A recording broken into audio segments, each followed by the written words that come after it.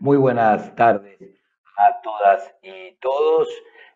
Bienvenidos a una emisión más de Reflexiones al Atardecer, esta producción de la Universidad Nacional de Rosario para UNR Global.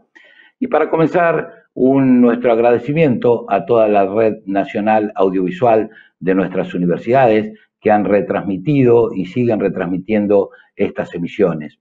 Hoy un agradecimiento especial a la Fundación Progresa de nuestro país hermano, vecino y querido Chile, que retransmite esta emisión en directo para todo Chile. También el agradecimiento a la adhesión que nos ha hecho llegar la Federación Nacional de Docentes Universitarios, que agrupa a todos los docentes universitarios de Argentina y que está transmitiendo y está siguiendo esta emisión. Y tenemos también un saludo especial a la cantidad de estudiantes, cientos de mensajes que nos han llegado de estudiantes de nuestra universidad, de la Universidad Nacional de Rosario, que cursan posgrados en nuestra casa y que han visto todas nuestras emisiones y nos llegan saludos desde toda América Latina y es un gusto unirnos a ellos y que están siguiendo también esta emisión. Para comenzar, presentar como siempre a nuestro rector, Franco Bartolacci, y a nuestro invitado del día. Hola Pedro, muchas gracias. La verdad que es un placer tener este tercer encuentro de Reflexiones al Atardecer. Esto que inicialmente pensamos como una iniciativa de la Universidad Nacional de Rosario a través del ICLA y la Dirección de Comunicación Multimedial para convocar a referentes del pensamiento de la región y del mundo para poder imaginar colectivamente cuál es ese mundo que viene después de la pandemia.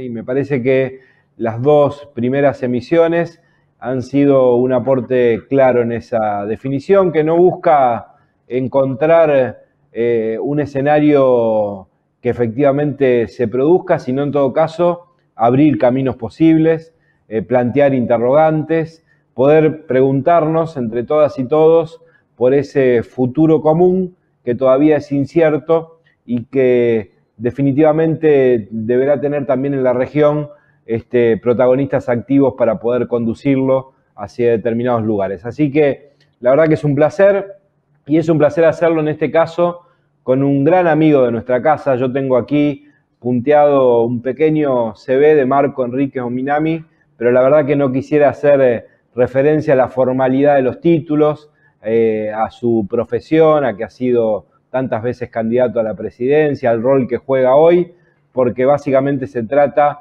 en primer lugar, de un gran amigo de nuestra Universidad Nacional de Rosario, que ha sido también profesor declarado de honor y visitante de nuestra casa, que ha compartido con nosotros seminarios, cursos, charlas, debates, pero también la amistad que nos ha permitido intercambiar opiniones sobre ese presente que siempre nos preocupa de nuestra región. Así que yo básicamente darle en nombre de la universidad la bienvenida a Marco, decirle que es un gran gusto poder contarlo en esta tercera emisión de este ciclo que pensamos humildemente, modestamente como un aporte de la universidad pública a ese debate necesario.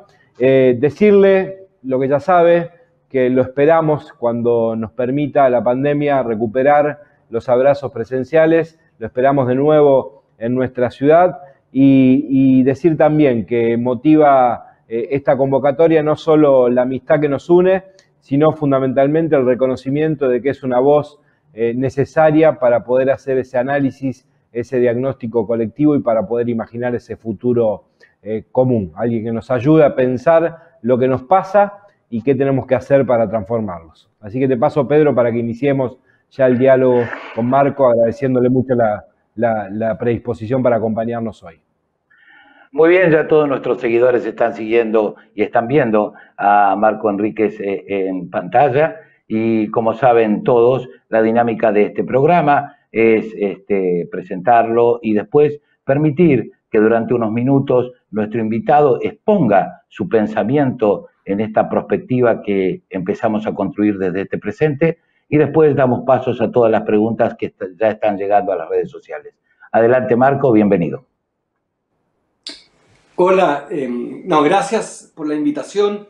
Gracias al rector, a quien yo también considero un gran amigo, a quien conocí en su liderazgo en ciencias políticas y lo valoro mucho porque es una universidad pública y porque Franco representa un conjunto de valores y una generación que accede al poder para transformar desde lo académico, desde lo social, en esta concepción de universidad como promesa de universalidad. Así que gracias. Gracias por tus palabras y un honor estar contigo. Y también para Pedro Romero un gran abrazo, un gran amigo a quien escucho, leo y acompaño, que junto a su hermano influyen tanto en el debate político chileno. Así que un honor estar con ustedes dos, desafiados por la comunidad universitaria que más o menos he logrado conocer. Tengo incluso un abogado que trabaja conmigo, que es un magíster de Rosario, Octavio Sufán, que de lo bueno que tiene, lo tiene por Rosario, por esta universidad. Así es que soy testigo y gozador del talento de esta universidad pública, que a mí me importa mucho porque es un combate en Chile. Voy a hacer una exposición muy, muy breve, desde lo general a lo particular, para terminar en Chile, donde soy más legítimo probablemente, porque soy chileno y porque aspiré a presidir ese país, y a veces con más éxito que otras, pero siempre con gran protagonismo en el debate de las ideas como movimiento. Yo rápidamente vengo de la filosofía y no creo en la idea de lo nuevo. La novedad es una obsesión del periodismo y de la publicidad. La novedad además es una manipulación de la publicidad, puesto que Coca-Cola, la bebida más vendida de la humanidad, es más vieja que el hilo negro. Por tanto, no creo que vengamos a conocer pronto un mundo nuevo. Distinto sí. La novedad es una fantasía, como ya decía, más bien propia de la noticia. Hay algo nuevo, pero no creo que conozcamos un mundo nuevo. Vamos a conocer un mundo distinto, muy cruel, porque ya lo era para muchas y muchos sectores del país, donde ya había hambre.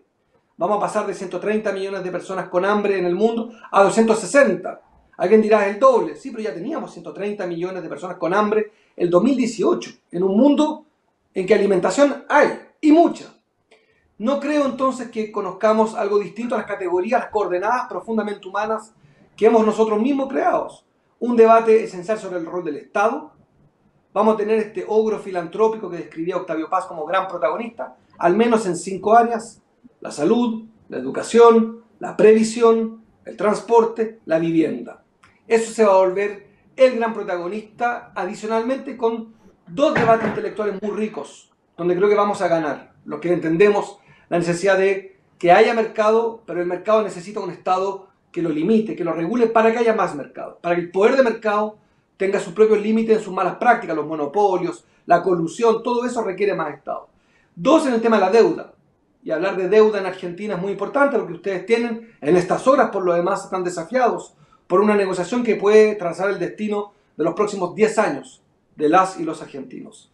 La deuda, como elemento filosófico, como elemento práctico, factual, es lo que ha gobernado la humanidad en miles de años. Y hoy día estamos logrando, con esta pandemia, a pesar de la tragedia que es en términos sanitarios, que aflojen los acreedores, que entiendan que la deuda no puede ir al sistema financiero, debe ir al sistema productivo, debe ir al desarrollo productivo. Y la deuda pública y la deuda privada va a ser gran protagonista de este mundo distinto que vamos a enfrentar.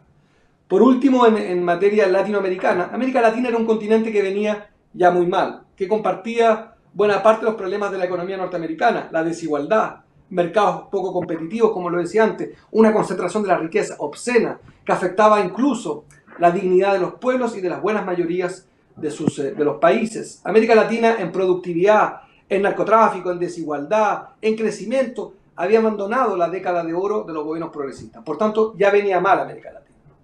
La pandemia viene simplemente a desnudar las opciones que se hicieron equivocadas de parte de los gobiernos conservadores, debilitando el aparato de la salud, debilitando el tejido social, debilitando incluso la integración regional. Se disolvieron UNASUR, se debilitó la CELAC, se terminó con el ALBA, casi, de hecho, por la vía del aislamiento más obsceno e improductivo que se conozca en la historia reciente de la diplomacia, etcétera, etcétera. Lo que se generó entonces es las condiciones para que esta pandemia, que tiene como prioridad la salud, como desafío para todos nosotros, nos llevó en América Latina a agudizar nuestras contradicciones, nuestros demonios. Creo que América Latina va a enfrentar un debate político muy rico entre una derecha que va a proponer más Estado, donde y como entiende ella el Estado, vale decir, subsidiario del mercado, y va a entrar a una izquierda, un progresismo, un peronismo en Argentina, que va a tener que expresar con mucha fuerza y mucha nitidez una oferta en materia de Estado. En América Latina, como nunca antes, vamos a requerir de un ogro filantrópico, como lo decíamos antes, esta cita de Octavio Paz. Grande, torpe, pero el único que entiende el largo plazo. El único que va a permitir que vivamos juntos, pero no vivir juntos porque sí, es vivir juntos mejor. Y ese mejor vamos a tener que asumir, ajustar nuestras expectativas. En Chile hoy día acabamos de saber que ya llegamos a 15 puntos de desempleo. 15% de desempleo. En una economía que era la mejor alumna de América Latina, hoy tampoco puede resistir en la tragedia que significa este pequeño virus que tiene 3 atributos: la letalidad, la velocidad y la amplitud. Termino con Chile, para ir muy rápido. Yo siempre he dicho en Argentina y en muchos países que vengo de un país anómalo en su naturaleza, rico en su belleza y en sus recursos naturales, pero que es en materia económica un laboratorio. Es la Corea del Norte del capitalismo. Ahí donde buena parte de los derechos sociales se traspasaron a la tarjeta de crédito, a la deuda privada de los chilenos y chilenas. Ahí donde mismo se abrió la economía de manera acelerada para escaparse de Argentina y Brasil. Ahí donde Chile corrió a Asia para buscar un comercio acelerado para vender nuestros 3 productos estrellas: salmón, cobre, madera. Ahí esa sociedad falló en los ingresos y en la desigualdad. Los sueldos son bajos, la calidad de vida es cara, los servicios básicos son caros, y acompañado de eso tenemos un problema casi de monoproducto exportador. No exportamos mucho con poco valor agregado. Eso se acabó. Chile ya no puede pensar que es una especie de Suiza o de Inglaterra latinoamericana. Va a necesitar como nunca a Argentina y a Brasil para el comercio intrarregional, para el comercio hacia el Atlántico, para el turismo, para un conjunto de desafíos sanitarios. Tenemos que estar como nunca antes juntos. Termino diciendo que Chile hoy día está duramente golpeado por un gobierno que tomó un camino complejo, original, que fue esta idea de cuarentenas dinámicas. ¿Qué significa eso? Un poco la tradición de Bolsonaro y de Trump, de que la economía era tanto o más asesina que el virus y por tanto había que sostener la economía incluso al costo de la salud. Entonces se declararon cuarentenas, por ejemplo, en Rosario, pero no en Santa Fe. Por ejemplo, en Recoleta, pero no en Palermo. Y entonces se jugó con algoritmos. Y hoy mismo acaba de reconocer el gobierno que eso fracasó, que sus proyecciones fracasaron. Y hoy día, si uno usa esta estadística, que son todas manipulables, pero esta, de la cantidad de contagiados por millón de habitantes, somos el país más golpeado del mundo. Con un sistema de salud colapsado y por último con un miedo que se está transformando en pánico, tanto en lo sanitario, en el país más desigual de América Latina, en el continente más desigual del mundo, en una sociedad que entró al pánico económico, al pánico sanitario, y con un gobierno con baja credibilidad, y hoy día que está en una autocrítica que espero que sea productiva por el bien de mi país y de mis compatriotas.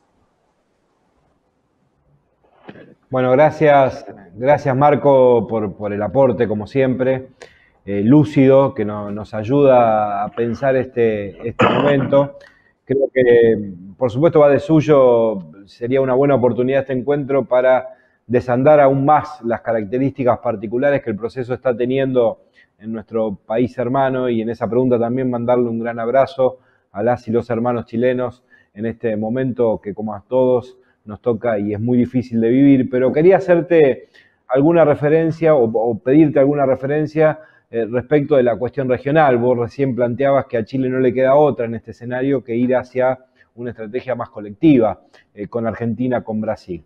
La cuestión de la integración regional, qué es lo que pasa en la región, siempre es como el gran tema pendiente de la agenda. ¿Cómo ves vos el proceso hoy y qué desafíos impone esta pandemia mundial que estamos atravesando hacia el futuro con liderazgos tan particulares y tan diversos en los distintos países de nuestra región? Yo creo que América Latina y el Caribe tienen 3 conceptos que saber utilizar. En América del Sur, la integración, de eso no tengo duda, por lo que comenté antes, agregaría por razones energéticas, por razones de incluso economías de escala. Vamos a estar, como no somos países autónomos económicamente, vivimos del comercio. Ustedes también, menos que nosotros, pero viven también de eso. Donde el consumo es una herramienta clave de la economía, Argentina aún más que en Chile también. Vamos a necesitar ayudarnos para negociar mejor. Por ejemplo, hemos aprendido en esta pandemia que no éramos autónomos en materia sanitaria, que los grandes controladores de los insumos farmacéuticos eran los chinos. Y por tanto, Argentina, que tiene esta condición tridimensional extraña, es miembro del G20, el Club de los Ricos, tiene una estructura social, política de clase media y tiene una sociedad con hambre. O sea, ustedes son tridimensionales y en esa tridimensionalidad Chile no lo es. Chile es básicamente un país de una economía pequeña, ordenada y muy desigual. Y entonces en estas coordenadas nos necesitamos para comprar y para vender. Vamos a tener que coordinarnos como nunca. Chile, si quiere vender más cobre, tendrá que acordarlo con Perú. Chile no puede fundir más cobre del que está fundiendo hoy día a precios razonables. Para materia energética, Bolivia es un jugador clave respecto al gas para Chile. En simple, lo que quiero decir es que ya es un problema de necesidad. Creo que vamos a tener que desideologizar la relación en América del Sur y hacerlas más políticas. Va a haber que hacer mucho más política. Tenemos dificultades, porque tenemos a Bolsonaro, que es, la verdad, el gran protagonista de América Latina. Lo cierto es que podemos, chilenos, paraguayos, peruanos, bolivianos, juntarnos durante unas 1000 horas, y aún así, si no hablamos de Brasil, de algún modo habremos fallado, porque Brasil es el actor relevante económico en América Latina. Ustedes lo saben aún mejor que nosotros. Entonces yo te diría que tenemos que hablar de América Latina, América del Sur, de integración, con Brasil como gran desafío. Tenemos que acompañar a Brasil. Tenemos que observar ese proceso porque afecta a la política y la economía. Después, respecto a América Central, está la colaboración, la cooperación. Y con el Caribe, que es más lejano nuestro, pero es importante. Y entonces te diría que entre esos tres centros político-económicos de América Latina, vamos a tener que integrarnos, colaborar y cooperar. En esa escala, a mi juicio, en esa secuencia. Eso supone asumir que va a haber que dedicarle mucho más tiempo a la política, ganar pronto las elecciones que se vienen en Chile, que en Perú va a haber muy pronto también, que unos valores progresistas triunfen. Porque si no, vamos a tener una dificultad. Si se multiplica el mensaje de Bolsonaro, que ya lo está representando Lenín Moreno en Ecuador, Abdo en Paraguay, de algún modo más moderado por ahora Lacalle en Uruguay, Duque en Colombia, en Panamá, con una gran enigma, un gobierno que ganó por progresista, pero todavía está por verse cuál es su estrategia en materia continental. Lo que te quiero plantear es que la reciente derrota que tuvimos en la OEA, la elección del secretario general de la OEA, le expresa también un problema político. Entonces te diría que tengo esperanza, porque hay elecciones, porque la democracia supone eso, esta dialéctica del amo y el esclavo de los pueblos, en que tenemos derecho a ser amos un día cada 4 años, y ese día en que somos amos, espero que elijamos bien a nuestro esclavo. Bien, hay muchas preguntas, vamos por algunas. Recién vos decías que quizás uno de los mensajes que deje este fenómeno de la pandemia esté vinculado al Estado, o sea, la recuperación del Estado, el logro filantrópico de Octavio Paz. Ahora es cierto que el Financial Times, digamos que es un diario liberal, está claro, británico, digamos, tituló un plan Marshall para Europa. O sea, también pedía la recuperación del Estado. Ahora, aquel logro filantrópico que Octavio Paz describía, no cabe la menor duda que te importaba también un mensaje para esa sociedad. Aquel logro filantrópico construyó escuela, construyó institución, construyó muchas cosas. Ahora, el Estado en sí mismo, ¿hasta qué punto las ideas progresistas no celebran una recuperación del Estado? Y está muy bien. Ahora la pregunta es, ¿qué Estado? ¿El Estado que vivimos? ¿El welfare state también no se ha caído? La pregunta es esta. ¿Ese es el que queremos recuperar? ¿Cuál es el Estado? ¿Cómo debería ser el Estado que el progresismo debe recuperar? Yo creo en la economía mixta. No, me imagino por de pronto, como te decía, un Estado como brazo y un mercado como herramienta. Como decía Rafael Correa, lo de haber dicho cuando los visitó a ustedes, son importantes las sociedades con mercado, no de mercado. Yo creo que ese es parte del desafío del progresismo, que yo creo que está llamado a gobernar muy pronto de vuelta en buena parte de América Latina. Vamos a regresar a la esfera del poder porque vamos a conquistar la confianza, porque somos el cambio sensato, prudente, y porque los pueblos ya eligieron y le dieron la oportunidad a la derecha. No tengo duda que estamos llamados a asumir responsabilidades muy importantes, como las está asumiendo Alberto Fernández en Argentina, por ejemplo, o Andrés Manuel López Obrador en México. Yo creo que el Estado que vamos a necesitar es un Estado que entienda su rol en estas 5 áreas que describí, al menos insustituibles: salud, educación, jubilación, transporte y vivienda. No hay forma. Dos, en materia de conocimiento, en largo plazo, el mercado no tiene ninguna condición para avanzar en eso. Para crear las condiciones de acceso al conocimiento gratuito, laico, universal, va a ser, a mi juicio, el Estado el que va a garantizar que eso exista en el largo plazo. Entre medio tendrán que discutirse un conjunto de caminos de cómo, y ahí está la economía, como, y aquí lo digo con me arriesgo, una economía que está al servicio de la política, una economía que está al servicio del Estado, pero no el Estado al servicio de la economía. Con Pedro Romero en Neuquén alguna vez estuvimos en una fundación de una iniciativa de Pedro y de Bill Lieberman, que es la Cátedra del Diálogo y el Encuentro, inspirado por el Papa Francisco. Yo recuerdo un debate, y lo quiero repetir hoy porque creo que es sustantivo para lo que viene respecto al tamaño del Estado. Yo creo que el problema que hemos tenido en la discusión del Estado es que la izquierda abandonó un debate fundamental en el Estado, la educación. Ese es el terreno donde somos legítimos, donde tenemos la razón. En la sala de clases hay un proceso emocional y racional, aunque sea por videoconferencia. En ese momento del aprendizaje, el mercado no juega ningún rol, ninguno. Ni la eficiencia, ni el gasto, ni la maximización del recurso, no existe. En el aprendizaje es un proceso entre un profesor y un alumno. Ahí el Estado crea esas condiciones. Que el que provea el conocimiento sea un instituto privado es otra discusión. Pero la idea de que la economía se tomó la sala de clase, la economía se tomó las universidades, la economía se tomó el medio ambiente, la economía se depredó al derecho, se comió a la clase política y se comió al Estado. Y por eso es que tenemos en educación ministros de educación economistas, que, insisto, es interesantísima la idea de que quien está dedicado a maximizar los recursos se dedica al conocimiento. Es fascinante la derrota ideológica. Diría primero, tratar de que el Estado recupere su rol de asumir la controversia ética como su norte permanente. ¿Cómo hago para que un niño no tenga hambre cuando tengo pocos recursos? ¿Cómo hago la prioridad sean los pobres por el bien de todos? Eso no es una respuesta simplemente económica, que es una ciencia al servicio de la política. La economía es básicamente política, después es economía. Y lo segundo, respecto al rol del Estado o el tamaño del Estado, yo imagino un Estado grande, fuerte con recursos, que le garantiza al mercado que haya más mercado. El mercado no se garantiza a sí mismo, mercado. Eso es lo curioso y la falla estructural e intelectual del capitalismo. Es que ellos, abandonados a su suerte, las herramientas del mercado, reproducen lo peor de la humanidad. Reproducen el miedo, la paranoia, las barreras para que no entren más competencias. Miren, si alguien tiene dudas, el caso norteamericano. Cómo las grandes corporaciones del mercado han impedido la competencia de otros y han sido denunciados. Como Microsoft tuvo comportamientos muy poco competitivos. Lo que pasó con Facebook y WhatsApp, cuando se compran ellos mismos otras aplicaciones, no es por maximizar su tecnología, es para evitar competencia.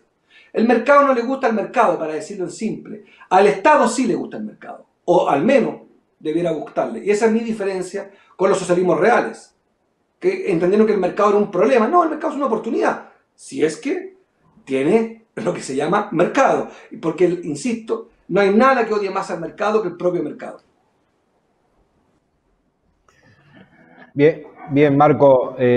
Una pregunta que suele trasladar Pedro y que yo la recupero para la conversación de hoy, que tiene que ver, Pedro siempre pregunta, digamos, sobre el rol de las mujeres en este nuevo escenario, en este nuevo mundo que estamos viviendo, y a mí me gustaría ampliarlo un poco más, también teniendo presente el proceso político y social de Chile, y pensar, digamos, cómo mirás vos, digamos, esa centralidad de la agenda de género, pero también de la agenda de la juventud.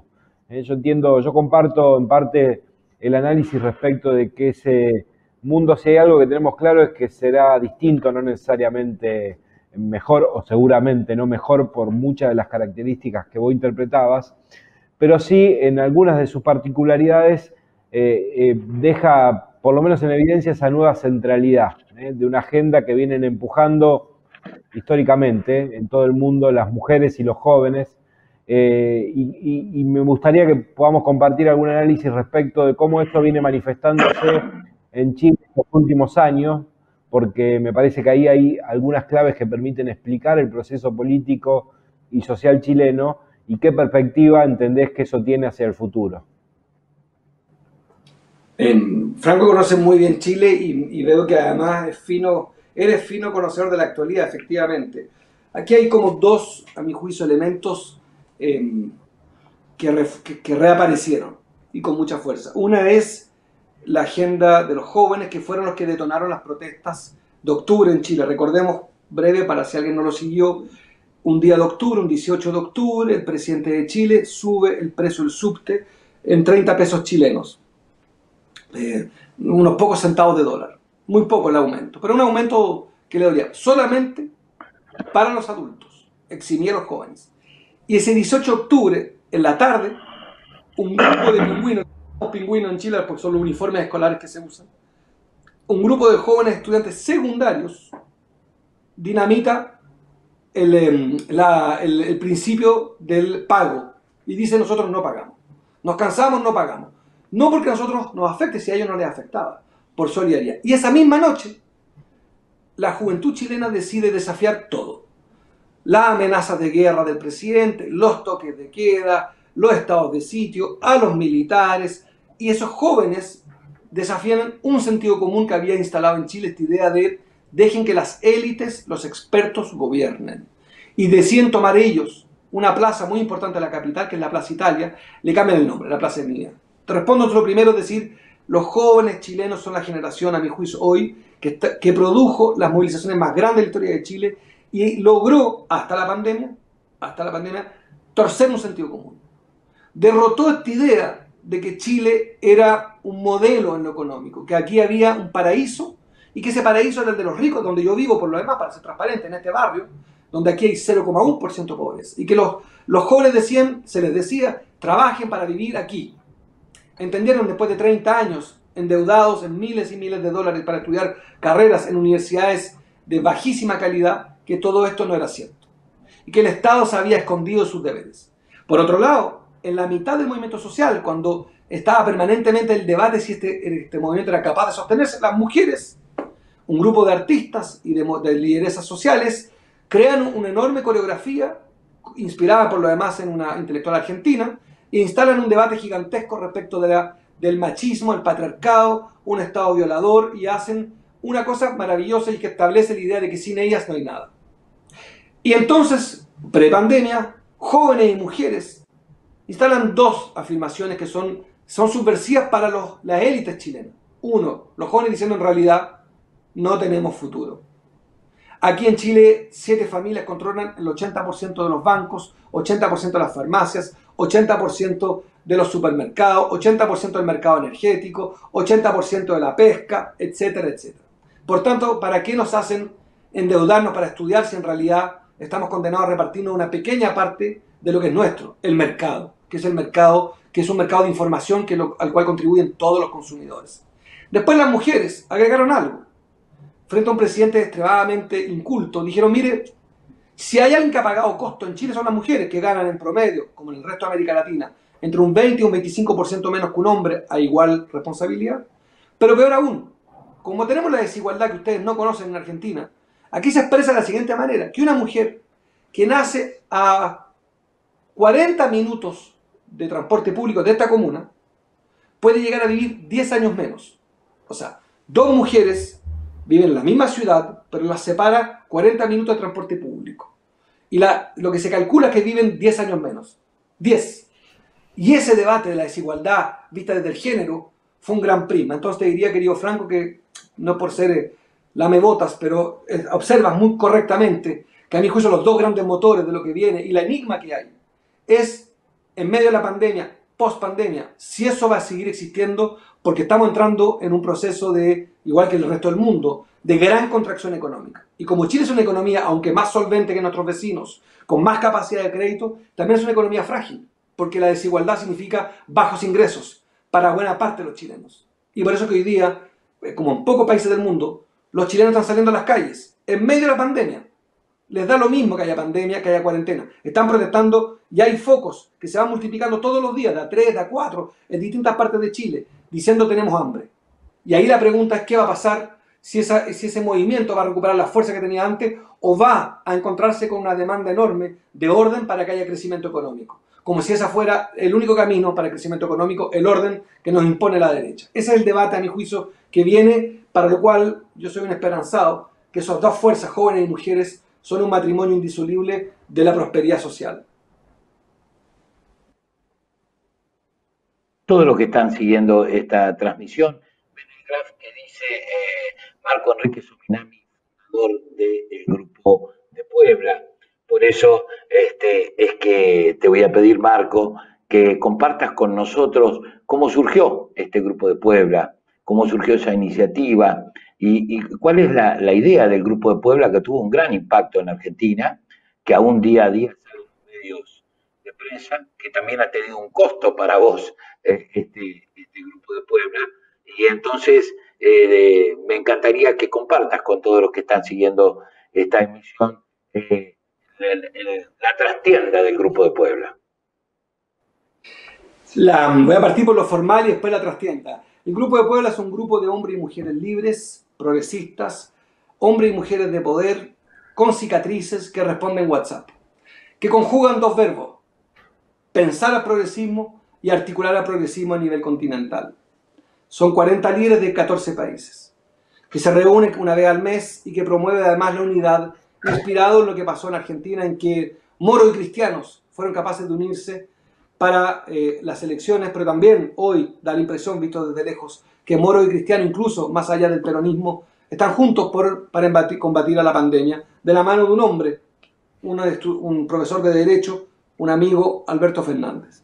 Eso es el Grupo de Puebla, que tiene además a líderes de dos gobiernos, el de México y el de Argentina, entre medio, con 11 expresidentes, desde Lula, pasando por el presidente de Colombia, Samper, Evo Morales, Álvaro García Linera, ya no recuerdo, espero no, el de Panamá, Martín Torrijos, la presidenta Dilma, en fin, un sinnúmero de grandes líderes de futuro y de acción. En la trastienda, el acierto es que esto tiene tres grandes orígenes. Uno es con Alberto Fernández y con Aloysio Mercadante, entre otros, discutimos la necesidad de estar juntos en América Latina, porque tenemos la desigualdad latinoamericana, la pobreza, el narcotráfico, la seguridad, son problemas, desafíos, tragedias que son comunes. Y los liderazgos, finalmente, con sus matices, son liderazgos anclados en una visión humanista de la política. Y entonces decidimos coordinarnos y nos juntamos en la ciudad de Puebla, donde hubo una gran batalla, un gran concilio, hace décadas, en Puebla en julio del 2019. Otra trastienda, otro elemento es que junto a Pedro Romero, por lo demás que está acá, discutimos muchas veces la necesidad de crear un mayor pensamiento. Y junto a Pedro, probablemente no lo sepan muchos, discutimos mucho y preparamos incluso el texto fundacional, al cual Pedro no lo ha querido seguramente transparentar, el texto de Pedro. De ahí se tomó ese texto que se aprobó por unanimidad en la ciudad de Puebla, junto a su hermano José Romero. Eso, que además son medio chilenos, por tanto, eso demuestra su talento adicional de esa familia. Pero el Grupo de Puebla, su otra trastienda, es que en realidad la caída de UNASUR, la llegada de liderazgos de ultraderecha, a mi juicio, que están a la derecha de la derecha europea, que están contra el desarrollo social, contra los derechos sexuales y reproductivos, contra las universidades públicas, laicas, gratuitas. O sea, que están contra todas las adquisiciones que se hicieron durante décadas con sangre y con mucho dolor, con muchas protestas, con muchos presos se logró que hubiese un sueldo mínimo decente, el programa contra el hambre en Brasil, todo eso se logró con mucha fuerza. Bien, la derecha tiene un talento, se organizó, se coludió con fiscales, usó el sistema judicial para encarcelar, exiliar a buena parte de los líderes progresistas transformadores, se asoció con una parte de la diplomacia norteamericana y crearon condiciones increíbles y que de repente, después de una década como nunca antes había derrotado a la pobreza, nunca antes se había dado paz en el continente, de repente llegaban exactamente los adversarios más opuestos, porque no hay nada más opuesto a Lula que a Bolsonaro. No hay nada más opuesto a Evo Morales que a Áñez. No hay nada más opuesto hoy día a Rafael Correa que a Lenín Moreno. Bueno, el hecho es que había una pregunta y el Grupo de Puebla intenta responder y también decirle algo que perturba a los periodistas, pero lo leen conspirativamente. Dicen, Grupo de Puebla se articula. Claro, sí, no veo cuál es el problema, intercambiamos documentos, compartimos experiencia, nos interesa que triunfen nuestros valores, no veo cuál es el problema. Lo hacemos como individuos, no como instituciones. El Grupo de Puebla no representa gobiernos ni partidos, representa personas. Personas libres, con cicatrices, como dije, que usan WhatsApp. No hay nada más ni nada menos. Y eso ha producido gran escándalo y han querido, incluso en Chile, articular la idea de que éramos nosotros los articuladores de la protesta. Que en Ecuador también éramos nosotros, que en Bolivia también, que en Colombia éramos nosotros y ahí están cancilleres, militares, periodistas, con unos audios que he visto por ahí delirantes, que somos subversivos. Nada de eso, somos profundamente demócratas. Habemos en el Grupo de Puebla ganadores y perdedores, demócratas. Porque para que haya ganadores, Franco, en una democracia tienen que haber perdedores, y buenos perdedores. Y somos honestos, reconocemos nuestras derrotas y nuestros triunfos, pero sí tenemos todo el derecho a reunirnos para pensar cómo nuestros pueblos tengan una alternativa progresista, moderna, transformadora. Perfecto, Marco. Hay un tema que me quedó pendiente y que está asociado a esa agenda transformadora que necesariamente precisan nuestros pueblos y a la que hacías referencia recién. Tiene que ver también con ese, no ya con el mundo que viene, sino con el que estamos viviendo, que es la agenda vinculada a la cuestión ambiental, ¿no? Y el desafío siempre presente de poder impulsar estrategias de desarrollo para los países de la región, tratando de darle cierta centralidad a la cuestión del ambiente, que siempre fue en desmedro de ese desarrollo cuando los países pudieron atravesarlo. Esto está asociado también a lo que conversábamos recién respecto del protagonismo de los jóvenes, porque si uno hace un rápido repaso de las manifestaciones de las y los jóvenes en muchas partes del mundo, están generalmente asociadas a la agenda del ambiente, y eso creo que es una buena noticia.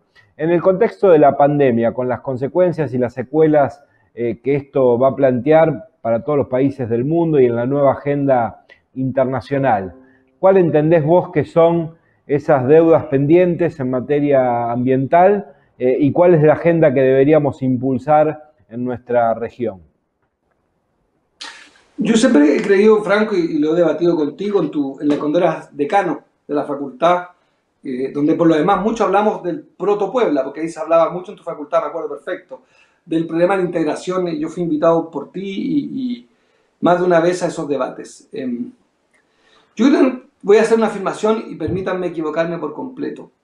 Sostengo que cuando hay abundancia económica o sensación de, o percepción de, nuestros pueblos piden distribución.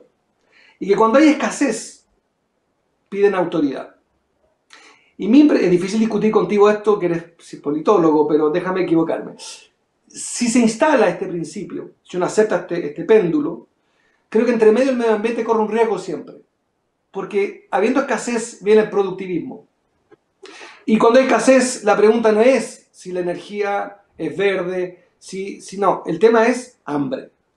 Entonces creo que va a haber poco espacio.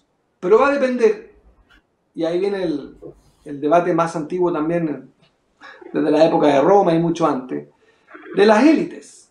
Va a depender de qué élites, porque esto es un espacio de lucha.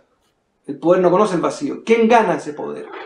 Élites, convicciones en materia de la sustentabilidad, que asuman que no es solo un problema de ciencia, sino un problema filosófico, el de la relación con la naturaleza, o ganan élites productivistas insensibles a eso. Y por eso es que esta democracia imperfecta que conocemos es lo que nos queda. Es la herramienta que queda. Es la democracia económica, la democracia del medio ambiente, la democracia social, y esa democracia económica va a estar tensionada por la urgencia económica. Entonces creo que es fundamental en eso los liderazgos políticos. Y el problema que tenemos es que como la política, no es así en Argentina, por su tejido sindical, por su tejido mediático, tiene más, por el peronismo, tiene más politización, pero en el caso de Chile es terrorífico, porque no tenemos sindicalismo fuerte, no tenemos intermediarios fuertes, no tenemos medios de comunicación plurales. Entonces tenemos una dificultad. Tengo la impresión de que ese debate va a depender de nuevo de lo que tú observaste muy bien como experto que eres, jóvenes y mujeres. Creo que ahí nuevamente esa agenda medioambiental se puede instalar desde ellos y que instalen élites comprometidas. Si no, no lo veo. Marco, hay un tema muy importante que creo que no deberíamos dejar pasar, porque fue muy importante para la región, fue muy, muy importante para el destino del progresismo en la región, pero además es un tema que ha sufrido de manera personal. Como esto está emitiéndose en todo Chile, en realidad asumo esta opinión a modo personal, porque además he seguido el tema, conozco el tema y creo que es muy importante decirlo. Yo creo que el tema del lawfare que es un tema que ahora se estudia, que es la alianza de los medios de comunicación, las políticas y fundamentalmente las estructuras judiciales, en realidad manejado por determinados poderes, se explotaron para dejar fuera de carrera electoral a muchos líderes latinoamericanos o incluso para perseguirlos una vez que habían abandonado el poder. Yo fui testigo, en un momento estaba estudiando Chile y viajaba habitualmente. Marco Enríquez medía 40 puntos en la rumbo a la última elección presidencial y fue víctima de una de las operaciones del Lawfare, a mi criterio, más duras de América Latina, y creo que ha sido uno de los principales motivos por el cual Piñera es el actual presidente de Chile. Yo quisiera una reflexión tuya al respecto, a título personal primero, porque nunca te la he escuchado, y después a título institucional, dado que el propio Grupo de Puebla lo ha tomado como parte de su agenda y ha formado un centro judicial regional para seguir estos casos. Yo quisiera que compartas con aquellos que nos siguen en Argentina, en Chile y en toda América Latina, cómo actúa esto, cómo se debe entender, qué ha significado este hecho que se denomina habitualmente con una palabra en inglés. Como esto lo ve mucha gente, el lawfare significa básicamente torcer la ley con fines políticos. Y como dijiste muy bien, es el matrimonio espurio, a veces corrupto, entre funcionarios públicos, del Ministerio Público, de los fiscales, con medios de comunicación para iniciar procesos que muchas veces terminan en nada, pero que sacan e inhabilitan de las carreras electorales y por tanto afectan la democracia. Esa es la definición y hay estudios que demuestran, investigaciones, que esto se creó en 2015 en Estados Unidos, al alero incluso más bien del mundo de la defensa norteamericana, para intervenir en una América Latina que se estaba consolidando en proyectos, como llaman en Argentina, populares, sociales, progresistas, según las claves chilenas. Yo en lo personal, a título personal respondo, fue muy humillante, muy duro, porque vengo de una familia de materna, paterna, adoptiva, por todas mis vertientes de hombres católicos, de centro izquierda, laicos, masones, revolucionarios, reformistas, pero todos por la justicia social y todos muy decentes, todos muy honrados. Y heredé este mensaje de que valía la pena la decencia, que era el camino, que era la manera de relacionarse. Yo entré tarde en política, a diferencia de todos mis antepasados, me dediqué al cine y entré tarde. Y cuando entré, inmediatamente conocí, cuando arrasé con una mayoría enorme, histórica como diputado, ya me inventaron acusaciones y lo pasé muy mal. Y salí en 2 años. Pero después, cuando postulé a la presidencia, aprendí a sangre de que el poder de la presidencia, este cargo uninominal a diferencia de un diputado, produce mucho nervio cuando hay un proyecto transformador como el que nosotros representábamos. Y efectivamente recibí el mayor pic de popularidad, siendo el político más popular de Chile, incluso más que la presidenta de Chile.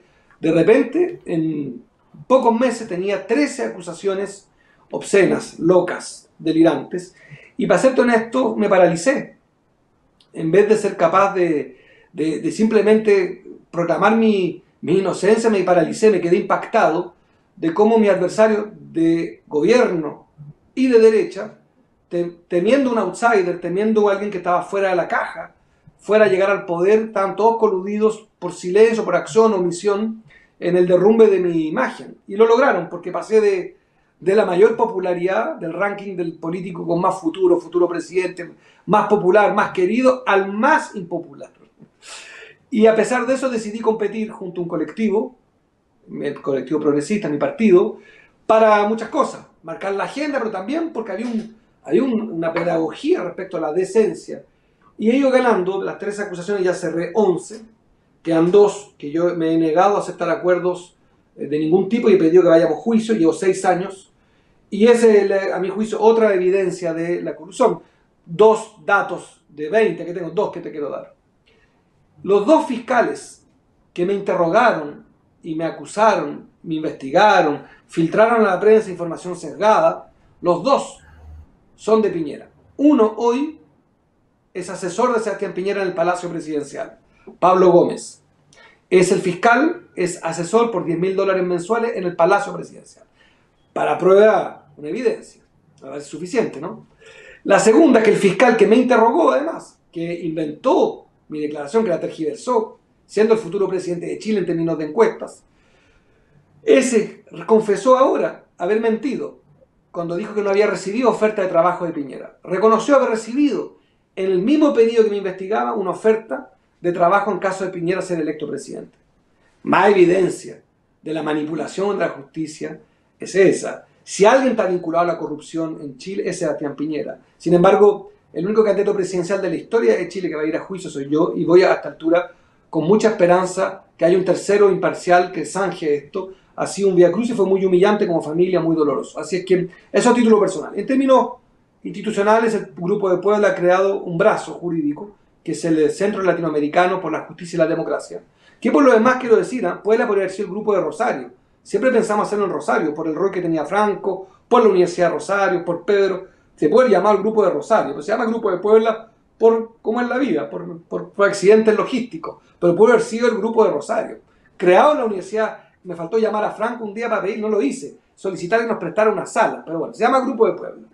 Y ese creó el Grupo Latinoamericano de la Justicia y la Democracia, que es el CLAJUT, que encabeza a Carol Proner, la presidenta de los juristas de Brasil, que acompaña a Baltasar Garzón, y hay una cantidad enorme de 25 juristas de 8 países, y hemos actuado contra el lawfare en Bolivia, en Ecuador, en Chile en materia de derechos humanos, acciones jurídicas, muy preocupados para no transformarnos en un megáfono del progresismo, ser algo más que simplemente declamativos. Así que en términos institucionales observamos con mucha preocupación que se hayan prestado fiscales para afectar la democracia. Lo que está en juego no es la honra de un político más, un político menos. Por lo demás, la honra de ninguno es muy sana hoy día en el mundo. No, el problema es que la oferta democrática es la que se afecta. Esto afecta al derecho a elegir.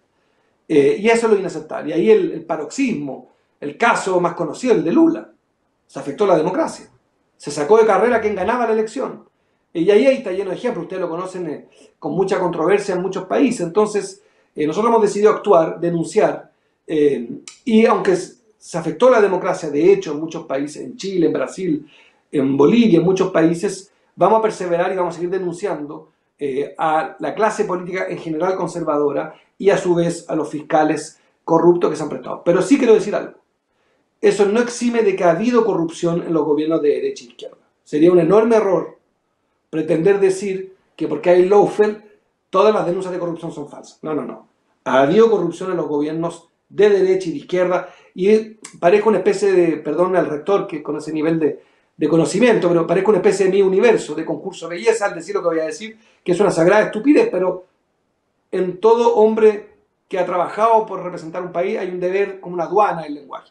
Debo decirlo, la corrupción es un mal gravísimo. Entonces, el tema es cómo lograr desde el Grupo de Puebla saber identificar lo que es lawfare y lo que al mismo tiempo es la denuncia justa de un funcionario público. Valga el cierre, no he sido funcionario público, por tanto, en mi caso, nunca ha habido corrupción. Lo que se me acusa siempre fue financiamiento posiblemente irregular de campaña, que nada tiene que ver con la corrupción, pero eso lo transformaron periodísticamente en un problema de corrupción para proteger a Sebastián Piñera, que a la luz de los hechos se benefició de mi caída, evidentemente reputacional, que fue feroz. Clarísimo, clarísimo, Marco, y necesario además el rol del Grupo de Puebla en esa tarea, y por supuesto que aspiramos con gusto a poder recibirlos cuando podamos en la ciudad de Rosario. Sería un enorme placer porque es efectivamente como vos lo contás. Ahora, vos hacías en esa reflexión una referencia a la coyuntura, y estaba pensando qué hubiese sido de Chile. No estamos acá para hacer futurología, ¿no? Pero qué hubiese sido de Chile si la pandemia no hubiese existido. Quiero decir con esto, había un proceso político y social en Chile que tenía además prevista algunas instancias como el plebiscito, sustanciales en ese recorrido, que fueron afectadas por la irrupción de la pandemia con todo lo que ello implica. ¿Cómo entra, digamos, esto en el escenario político chileno y qué secuelas, digamos, puede dejar planteadas para el futuro inmediato? Yo pienso, esto es un ejercicio poco académico, pero creo que vale la pena. Creo que si no hubiese habido la pandemia, el presidente de Chile habría tenido que renunciar. Ya era insostenible que él conjugara el verbo gobernar. Gobernar en griego, ustedes saben mejor que yo, significa controlar. Él ya no controlaba ni la economía, ni el Estado, ni la fuerza policial. Controlaba apenas a los militares. Por tanto, yo creo que habría renunciado. Durante la pandemia era insostenible. Insostenible en lo social, en lo económico. Eran cada vez más masivas las marchas. Estamos hablando de meses, Franco. O sea, uno es bien impactante. Era viernes tras viernes y de repente 500.000, 1 millón, 2 millones, ya no recuerdo. Era muy impactante. Y en las regiones, en provincias anestesiadas de Chile. Chile no es un país federal. En provincias muy anestesiadas socialmente, ¡boom! En la zona agrícola era muy impactante. Bien, yo creo que a partir de ahora lo que se afecta es seriamente el calendario democrático, un calendario en Chile inédito en 200 años.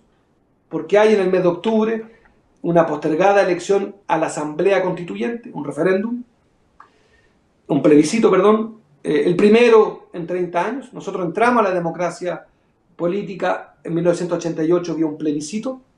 Yo pienso que vamos a entrar a la democracia económica vía un plebiscito. Ese se postergó desde abril, habría sido en abril el mes pasado, a octubre. Yo creo que se va a seguir postergando. Yo en lo personal creo que es razonable. Además, si hemos esperado 200 años, bien podemos esperar 2 meses más. No me da problema. Sí creo que evidentemente uno podría pensar, pero no tengo evidencia de eso, de que Piñera manipula las fechas, pero no tengo evidencia. Así que me parecería un comentario insuficiente y no fundado. Pero sí creo que viene un momento, y hay un hecho, vienen 7 episodios electorales con 15 elecciones en 15 meses. O sea, Chile va saliendo de la pandemia a entrar en un proceso electoral de una fuerza, de una dinámica impredecible. Plebiscito en octubre, primaria en enero, si no me equivoco. En abril se eligen intendentes para ustedes, consejeros municipales, gobernadores, constituyentes para la Asamblea Constituyente. En julio la primaria presidencial, no me acuerdo ya, en octubre, presidente, senadores, diputados, consejeros regionales, segunda vuelta en noviembre. En marzo siguiente el plebiscito ratificatorio de la Constitución. Todo esto en voto voluntario, en crisis económica, la más importante, como todos lo hemos dicho, hasta la saciedad del siglo, de los últimos 100 años, perdón. En fin, en un proceso, en eso, completamente distinto. Y la discusión que viene, en términos, y lo digo en términos de domicilio, de mi familia, de valores, yo creo que los pueblos viven este péndulo de la democracia, de una dialéctica entre el amo y el esclavo, ¿no es cierto? Un día son amos, un día son esclavos. Un día quieren ser mandados por un líder y son esclavos los pueblos. Y de repente son amos. Y un domingo cada 4 años, en las democracias liberales representativas, son amos. Aquí hay 7 oportunidades para ser amo y esclavo. Sabremos en cada elección si el pueblo chileno ha decidido ser esclavo o amo. Me temo, con mi pequeña experiencia en materia electoral y comunicación política en América Latina, me preocupa que en la elección de plebiscito, que yo creo que vamos a ganar, castiguen duramente a Piñera, castiguen a la derecha, pero que 6 elecciones después, en medio de una gran contracción económica, no vaya a ocurrir que una derecha travestida, disfrazada, pueda recuperar un mejor aliento. Creo que están con muy mal aliento y no van a lograr ganar esta elección. No hay ninguna pasta de dientes, ninguna pastilla de menta que les quite el mal aliento de un grupo putrefacto desde el punto de vista de su gestión. No tiene nada que mostrar, es un gobierno desastroso. En lo anímico, en lo psicológico, en lo social, en lo de política exterior, es un desastre. Chile, si Chile fue el mejor alumno de América Latina, si la marca país de Chile fue tan importante, eso se cayó. Hoy día solo se habla mal de Chile en los últimos 6 meses. Los líderes del mundo se negaron a venir. Putin, Trump, ya nadie quiere venir a Chile porque asume que es un territorio en disputa, donde no hay ni siquiera condiciones para que venga un presidente extranjero. Es un país que ya cayó en su única promesa, que era la paz, la tranquilidad. A diferencia de Colombia, a diferencia de otros países, Chile tenía un activo, la paz. Eso se rompió y creo que tenemos un antisocial de presidente. Mido mis palabras en lo digo con responsabilidad. Un antisocial, pero que recupera un mejor aliento. Entonces la pregunta es si para 7 procesos electorales alcanzan las ideas progresistas. Ese es mi desafío, más desde la sombra que desde la luz. Estoy ayudando a un costado, no como protagonista. Por ahora no seré candidato pero colaboraré todo lo que pueda con humildad a la unidad de la centroizquierda chilena para que gane el cambio. Bueno, muchas gracias, Marco. La verdad que ya estamos llegando al final. Nos quedaríamos con gusto hablando largas horas. Siempre es un gran placer. Por esa doble condición a la que hacíamos referencia al inicio de esta emisión, ¿no? Te consideramos un gran amigo de nuestra casa, de la Universidad Pública de la Argentina, pero en particular de la Universidad Nacional de Rosario. Pero además siempre es interesante poder intercambiar opiniones con vos, porque hay análisis muy, muy lúcidos, reflexiones construidas no solo de una perspectiva teórica, sino en el hacer de la política, que nos ayudan a pensar un poco mejor qué es esto que estamos transitando, que tiene mucho de inesperado, mucho de incierto, mucho de novedad, y sobre todo, qué es lo que necesitamos hacer para conducirnos hacia un lugar distinto, que yo comparto en los términos en los que vos planteabas la reflexión inicial. Ese lugar distinto no necesariamente será mejor, dependerá en parte, en buena medida, de lo que todos y todas hagamos en cada lugar que nos corresponda. Así que agradecerte mucho en nombre de la universidad que nos hayas dado este tiempo para este cruce, manifestarte lo que sabés, las ganas de que nos volvamos a encontrar pronto de manera presencial, así nos podemos dar un abrazo y podemos seguir despuntando este vicio del análisis y el diagnóstico colectivo, y felicitar de nuevo a Pedro, a todo el equipo de la Dirección de Comunicación Multimedial por esta iniciativa maravillosa que es el aporte de la UNR al debate mundial que entendemos necesario en este tiempo.